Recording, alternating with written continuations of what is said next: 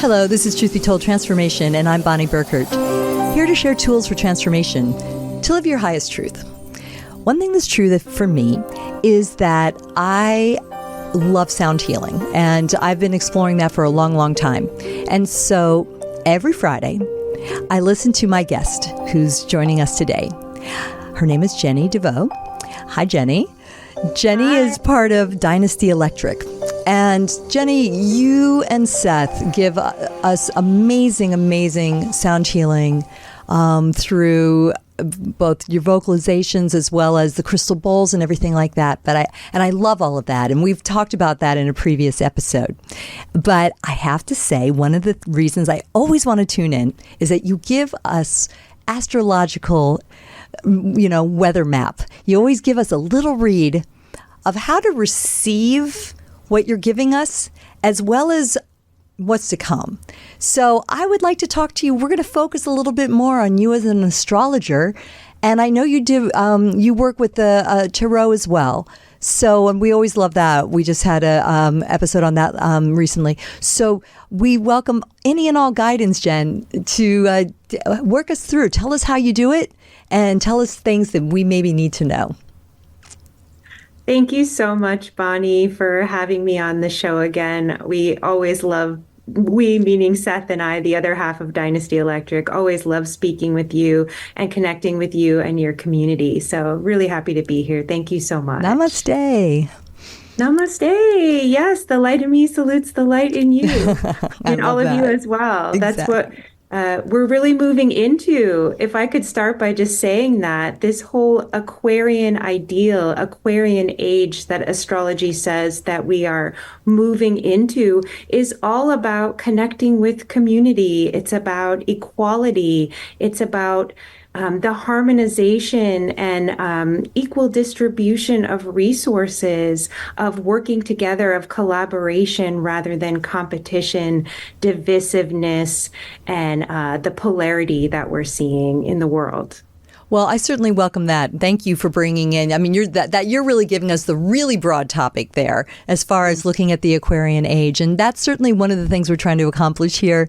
With Truth Be Told, is a gathering point for the community of people that want to learn. So. Thank you for doing that. And I know that you, again, with your YouTube shows on Fridays, it's a wonderful way to gather. If you can do it live or otherwise, you can certainly participate anytime to listen to your healing sound baths. So we definitely need that. Yeah, I feel like it's really helpful for some people to tune into the archetypes of the astrology that's unfolding at any particular time, whether that be related to the full moons or the new moons or some significant astrological topic that's unfolding at that time. It just gives people a point of awareness. In yoga, they call it the drishti, just a point of focus from which you can go deep into a meditation and really allow the sound frequencies to impact you on a cellular level as well as on this level of cosmic understanding.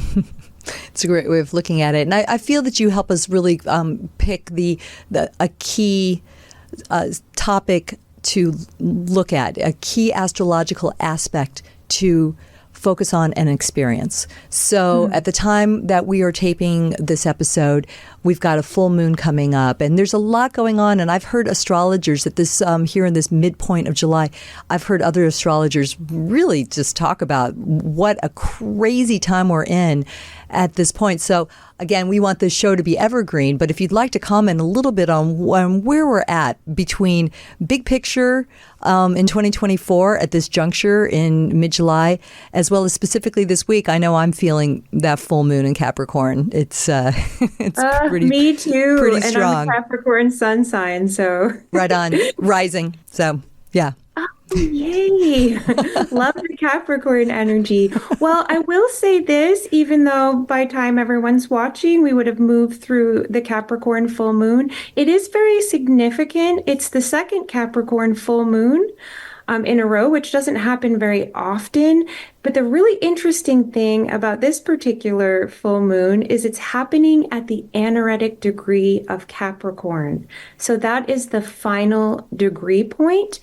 And what's happening here is that it is sort of foreshadowing Pluto's return to Capricorn in the beginning of September through the middle of November. And so what I mean by that is that Pluto has been going back and forth between the end of Capricorn into the beginning of Aquarius, signifying the beginning of this age of Aquarius. And it will finally make its last move into Capricorn because it goes retrograde, so it goes back and forth. And so the final months it will be in Capricorn are September through the middle of November. And it won't be there again for 240 years. So this full moon in Capricorn is really bringing to our awareness, not only on the social and cultural levels, but on the personal levels, what things in our lives are really coming to a completion. We're starting to see more clearly, okay, these are the things that are falling away. This is why, and this will prepare me for those final endings that will be coming in during before the end of this year as Pluto returns to Capricorn. And Pluto and Capricorn is really about, control. So in society and culture, it's top-down control.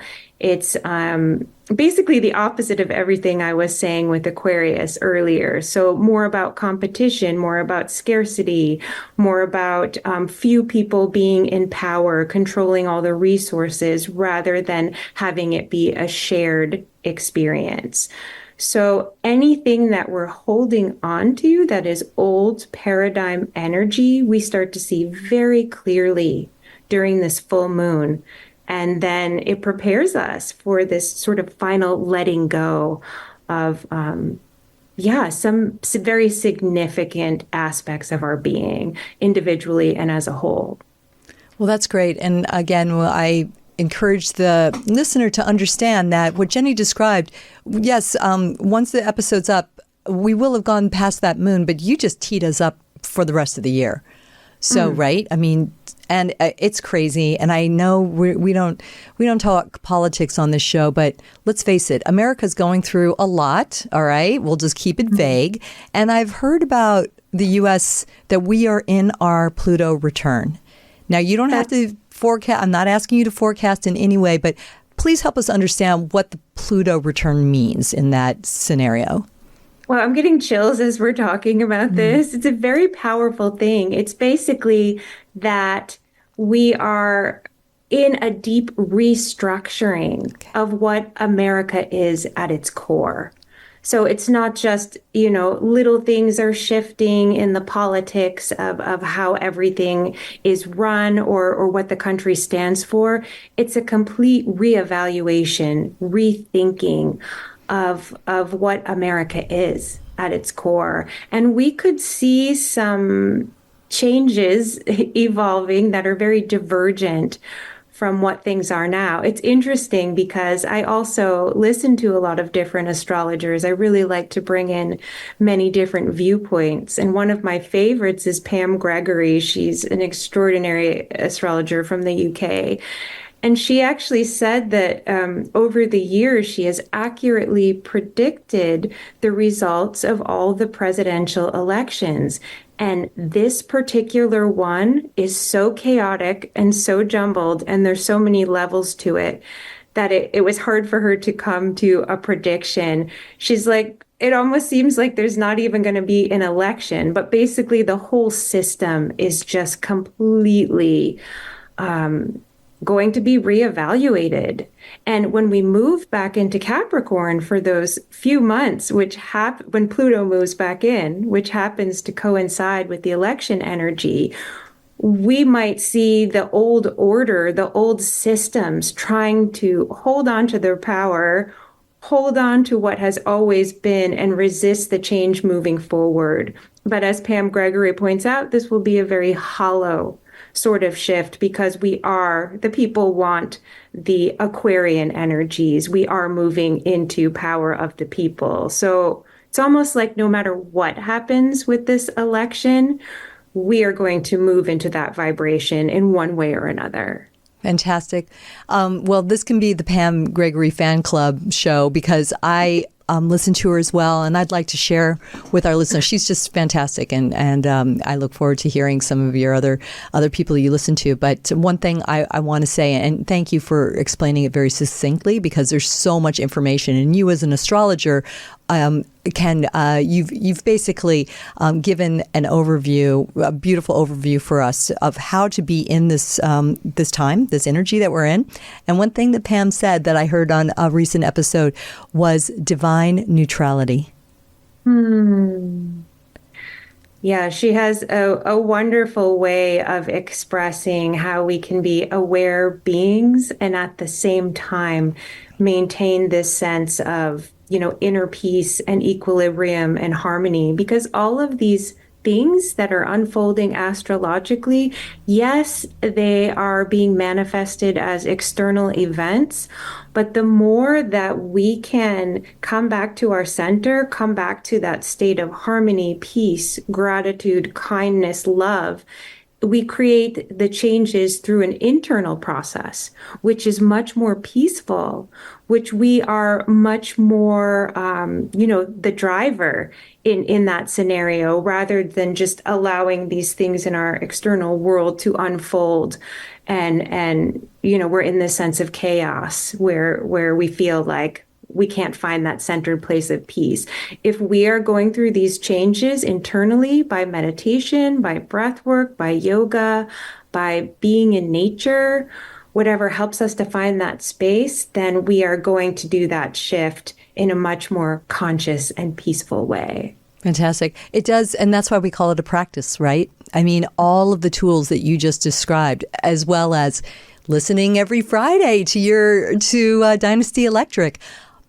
It really does help, though, I must say. I mean, it is become this relaxing, just carving out time. I mean, again, we are talking about tools here. So to take a little bit of time, perhaps it's first thing in the morning or at the end of the day or on a Friday, you can pick your rituals and when you want to do them. But I just feel like it can really help staying in a rhythm. You really, in the same way you do a workout, we need to, I feel, exercise consistency with our spiritual practice, especially now. Absolutely, absolutely. And one of the powerful things about, our sound bath, as you mentioned, you can watch anytime after the initial premiere. But one of the powerful things I feel about the premiere is coming together as a group, as a collective, really helps raise the vibration in even a much more expanded way than we do individually, even though that's powerful as well. When we come together as a group with a shared intention, it can really work very quickly in the conscious field to raise the vibration. It's great. Now, I was just going back to what you were saying about the Aquarian qualities of community, right? Is that, and then and so going through, we talked about Capricorn and the interplay with Pluto. So the Capricorn work ethic, right? What are some of the properties? Right. So just to clarify, thank you so much for bringing that up, Bonnie. All of the astrological signs have their, beautiful, elevated qualities. None of them are good or bad. So when I say we need to really get out of Capricorn and move into Aquarius, it's not that Capricorn is, doesn't have its incredible qualities. My little Phoebe agrees over there. Oh my goodness. We're a big fan of Phoebe. She's on the Dynasty Elektrik sound. Well, normally she's much quieter. Because Bonnie, I'll have to grab her. Okay, that's please. Phoebe is one of the guest stars that we get to see every Friday. And what's so fun is that she's usually asleep. And so she just basically sets the tone for all of us that are watching Jenny and Seth.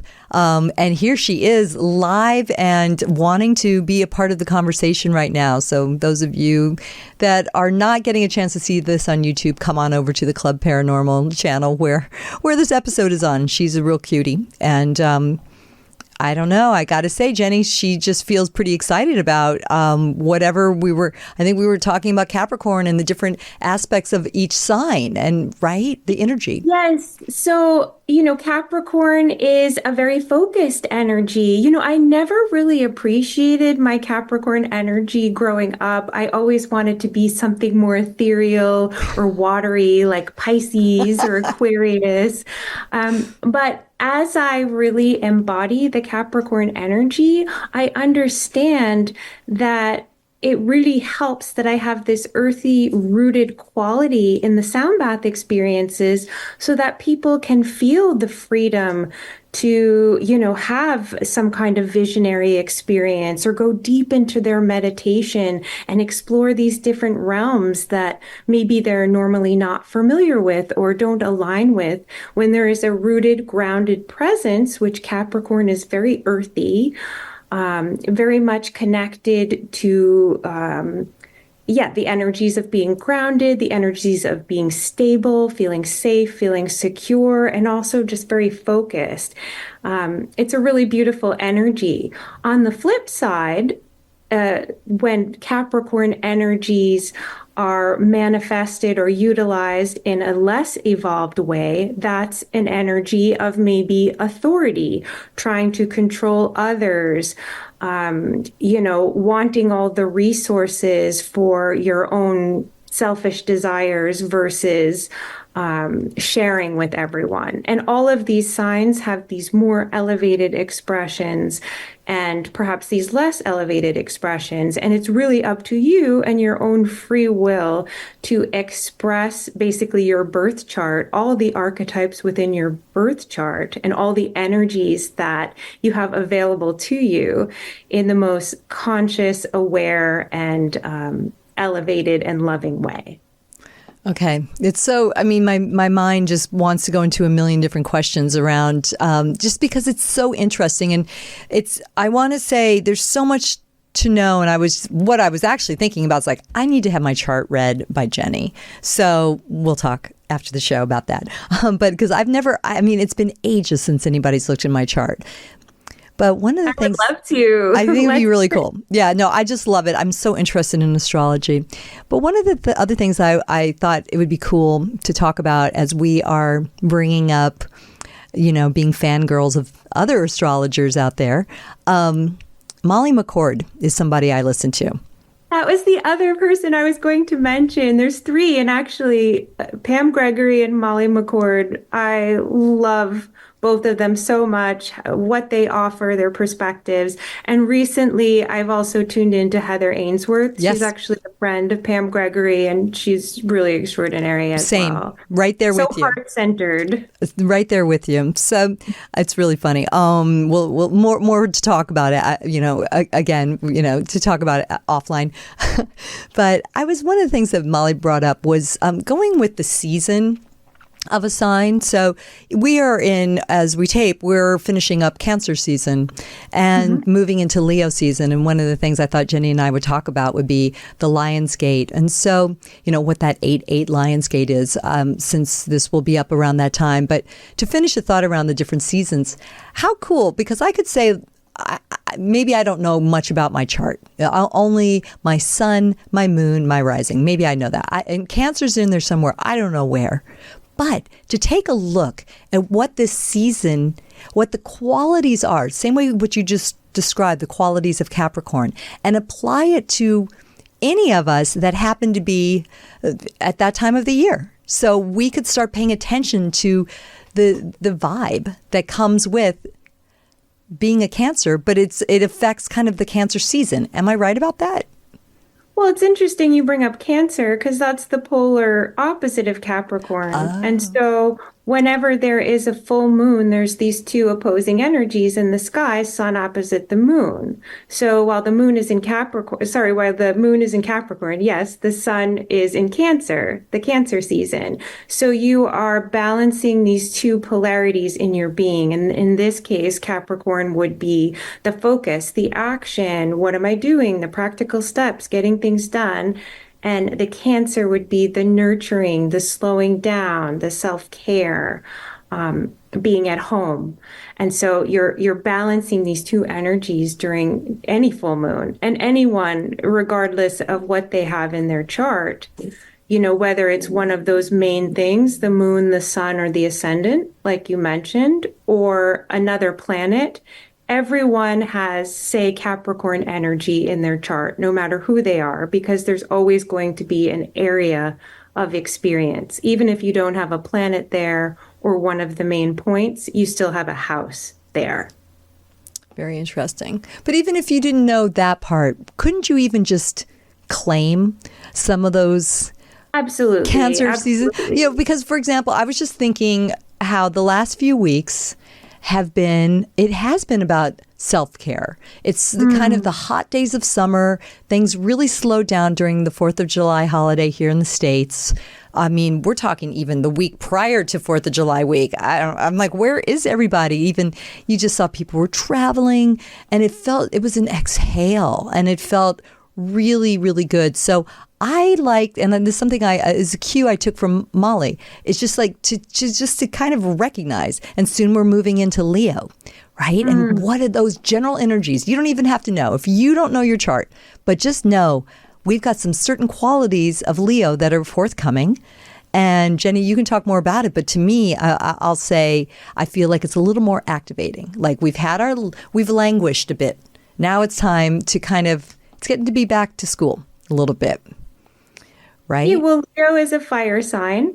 Yeah. And it's very bold and expressive and courageous. And it makes a lot of sense that in the height of the summer, we have this fiery energy. So I feel you're absolutely correct. There's a lot of activity, a lot of connection, a lot of energy to do things, to express ourselves, to be out in the world.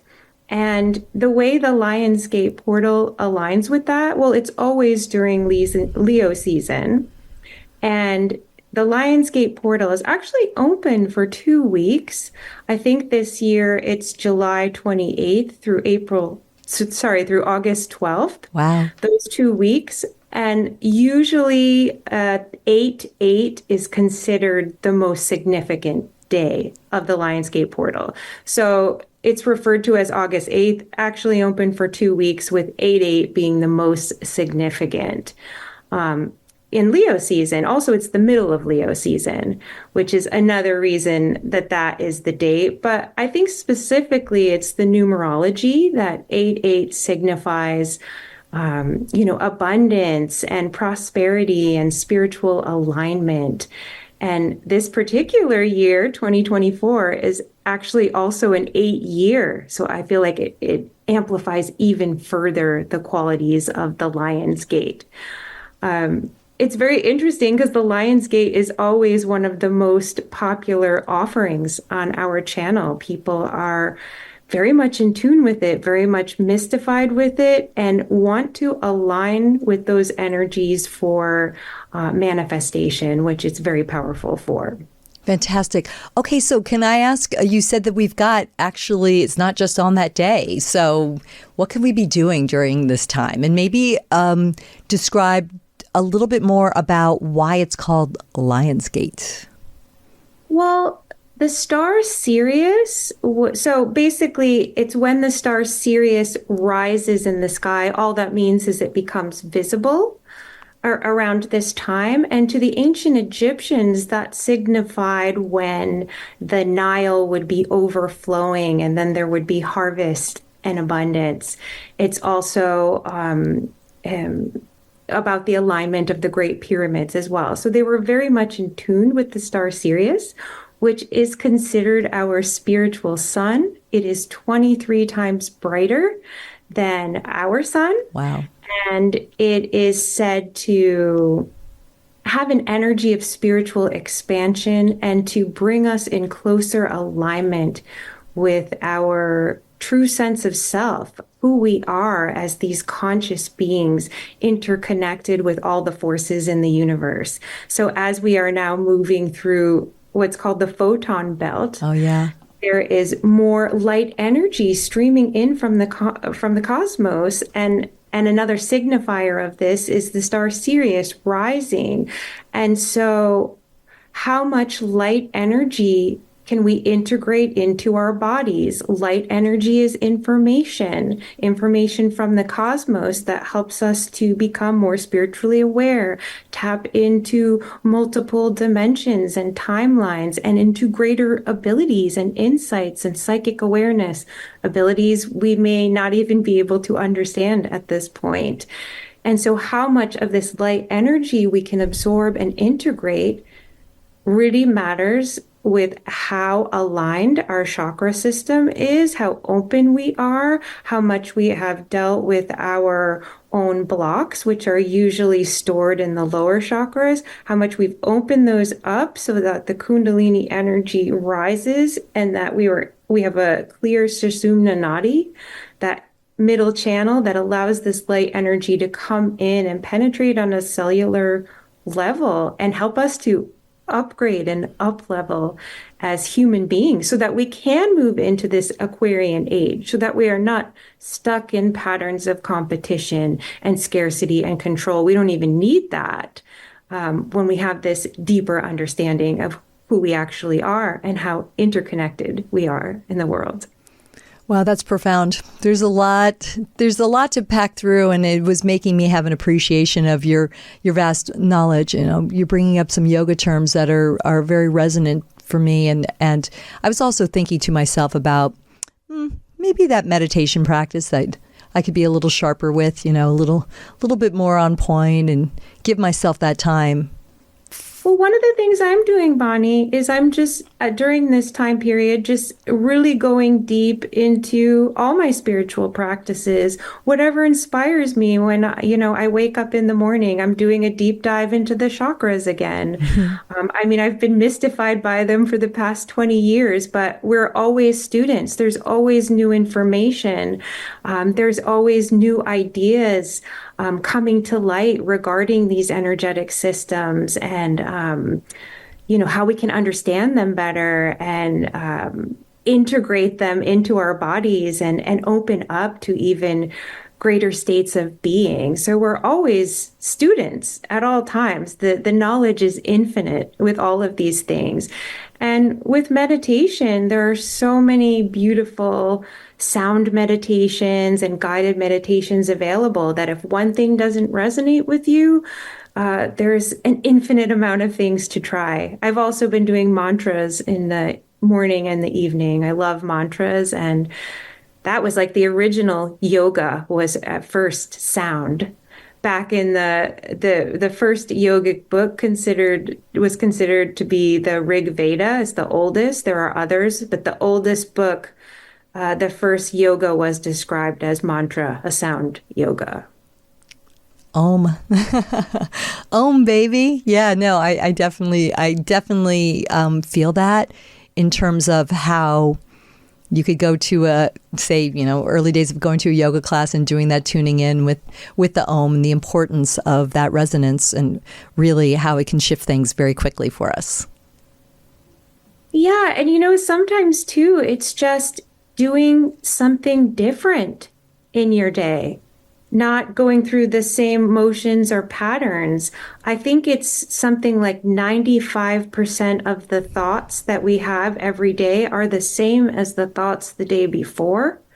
So when you open yourself up to new experiences, whether that's travel, connecting with someone new, reading a new book, you're automatically going to start to shift some of these patterns in your neural connections and in who you are. So sometimes just doing something different, even trying a different tea or food, I feel like can have the effect of bringing us into a new state of being. Sort of like a pattern interrupt, which is different than what I was saying before, because I was talking about the importance of a routine, a practice, and yet at the same time, we don't want to get into a rut, right? Mm-hmm. That fine line between being in a groove and being in a rut.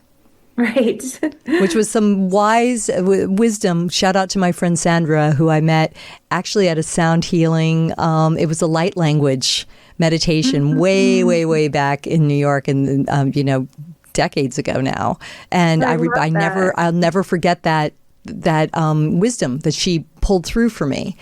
And right, are you in a groove or are you in a rut? And so I thought, food for thought for anybody who hears this and may wish to, does it apply?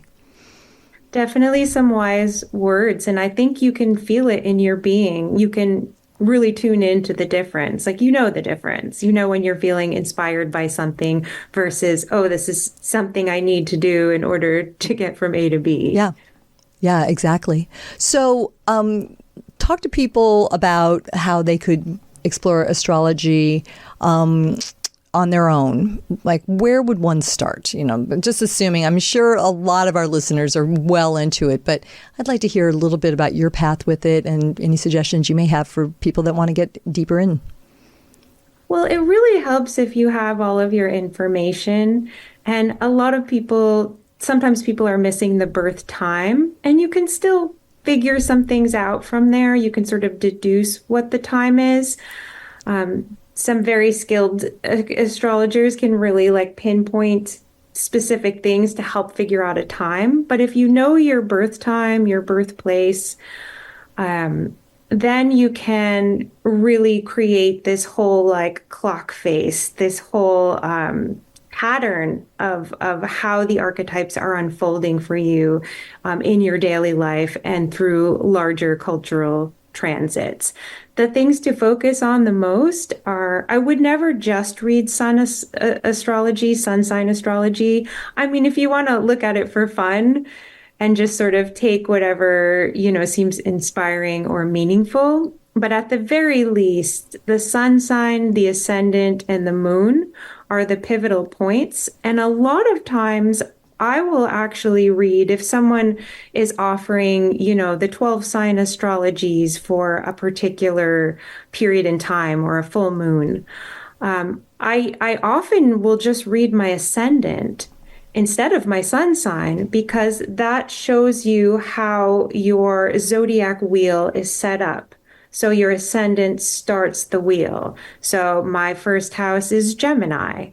And then and then the next one will be Taurus. And then it moves according to that. So yeah, I find it even helpful to read your sun sign if you would like, but also if you know your ascendant and you need to know your birth time, read the ascendant, because that gives a lot of information. It's there's so much to know. It's funny because for a long time, of course, I always was very curious, and I'm a Pisces, so I felt like, I'm interested in, mystical topics. So how perfect Pisces in February has the purple birthstone of amethyst. So that made me really happy, my favorite color. But I always was intimidated by it, that there was way too much for me to ever fully get my head around it. And here you and I are talking about listening to other astrologers, what's out there, the information that's out there, the fact that you share such interesting points for us every week just to tune in and give us just the highlights maybe of what's going on. It might be the moon, it might be a transit. And I think it's really become a passion. I mean, it's crazy. I never would have thought I would have gotten here. And now I really feel like I kind of listen to astrology podcasts all the time when I'm not listening to Truth Be Told, of course. But yeah, me too. Well, to bring up Pam Gregory again, I mean, I think she's been doing astrology for 40 plus years, and she says she's still a student. She couldn't possibly know everything there is to know. So I do love that about it, because you can keep learning and uncovering new things. And part of that is, delving into the archetypes is really limitless in a lot of ways. But also, as the technology advances, we're discovering more and more planets on the outer reaches of our galaxy and beyond. And so there's more and more archetypical information coming into awareness. And also, it feels like people are having some astronomy, and there's an overlap, like with our eclipses, for example, right? So people are, I mean, there's a fact, it's science. There's an eclipse happening. There's a full moon happening. I mean, the photon belt, that's measurable, right? That's science. We're not just... Well, in ancient times, you needed to be both an astronomer and an astrologer. There you go. Right. Being an astrologer was certainly a prerequisite for so many other things. It's just been in the recent times, I think, since like the Newtonian view of reality, if you know, I can show that the moon, for example, has a specific effect on the tides of the ocean and maybe the water within a human being, but I can't specifically show how all these other planets are affecting us on a scientific level, right? So it brought it kind of down, it kind of narrowed what was believable in terms of astrological knowledge. And what's so cool is that I feel like we are moving beyond those constraints and really opening up to the knowledge and awareness that astrology can provide. I agree with you. And one of the things I always like to ask as I wrap up our interviews are, where do you think we are? You know, where do you think humanity is? And so specifically with you, I would say, you know, you've done a lot of work, and I haven't had a chance to touch on, maybe we'll do this as its own separate episode, but your shamanic healing work, you tie in, I know that you know about earth energies and specifically energy, but and how that can heal us. But I'd just like to ask you, you know, how do you feel people are responding and reacting and looking and seeking out all of this, the astrology, the sound baths? I'd love to just hear, you know, your thought. You've been doing this for a while now. And how do you feel we're evolving? How are we doing? I mean, I know it's crazy times right now, and there's so much evidence to indicate, you know, for as far as we've come, look at these things that are happening. But I do feel like ultimately human beings are choosing to evolve as a collective, are choosing the light, are choosing to tune in to these things that create a greater awareness and harmony. I think at the core, that's who we are. And I do believe that that's what we are moving into as a collective. Will there be some bumps in the road and some chaos as the old way of being dissolves? Yes. Is it going to transform in a day or a week or even a year? No. I think these are long transitions, but I do think we are moving into another way of being. It's been a little challenging for me because I often see things a long time before they actually come more into the cultural awareness. And sometimes I'm left drifting like, wait a minute, I thought this was happening, but then it takes like another decade or at least 5 years to really move into that. But I really do feel I have a lot of hope, and it's not just empty hope. It's based on what I'm seeing. I know you can tune into social media or the news or other things going on and see a lot of death and destruction. But I'll tell you, when I scroll through Instagram or TikTok, my feed is light. I see people doing extraordinary things, living in incredible ways, taking things to the next level in physical, mental, and emotional and spiritual realms, like nutrition, spiritual studies, environmentalism. It's just, there's no end to it. So the creativity and an inspiration I see in humanity right now is so great. Well, and also, I mean, you can blame technology, and I feel like this has come up in other conversations. You can blame the technology for disseminating a lot of negativity, but to your point, what I follow, I'm seeing wonderful things. I mean, I'm seeing beautiful affirmations. I'm seeing the cutest parrots ever. And, beautiful imagery. And like you say, I also love, nutrition and wellness. And so I think there's a lot of beautiful information that's being put out there. And also the platforms itself is allowing us to do a show like this, right? To find each other in this way, to do Dynasty Elektrik sound baths for live on Fridays at 7 p.m. Pacific, right? And actually 6 p.m. now. Oh. We switched it an hour earlier, but you can still watch it at 7. It will be ready for you to view. But 6 p.m. Pacific, 9 p.m. Eastern if you want to be on the live chat. If you want to be together. If you want to be, and I do think there is that power in numbers. So I encourage everybody to get out and get to classes and attend events. And I mean, there's all kinds of amazing festivals. And I know that Tony Sweet, we've got an event that's happening in Santa Clarita. It's a special Club Paranormal event that's happening. We'll mention that at the end of the show. So yes, it's important to find each other at the same time. And Jenny, you're doing such great work. And I please give my best to Seth. And we got to say hi to Phoebe as well. And you're just I just want to say you're such a beautiful, eloquent speaker. And I love the information that comes through is just lovely to understand and yet also very, very deep and meaningful. So I really appreciate you taking some time with us today. And let's do it again. Thank you so much, Bonnie. I look forward to seeing you in person very soon as well. And thank you, everyone, for being here. Much love to all of you. Many blessings. Namaste, Jenny. Namaste. Thanks for listening, everybody. Truth Be Told, Transformation. I'm Bonnie. Tony Sweet is on Fridays at 3 p.m. live. That's 3 p.m. Pacific live. So speaking of collecting the community, that's where everybody gets together on the Club Paranormal channel on YouTube.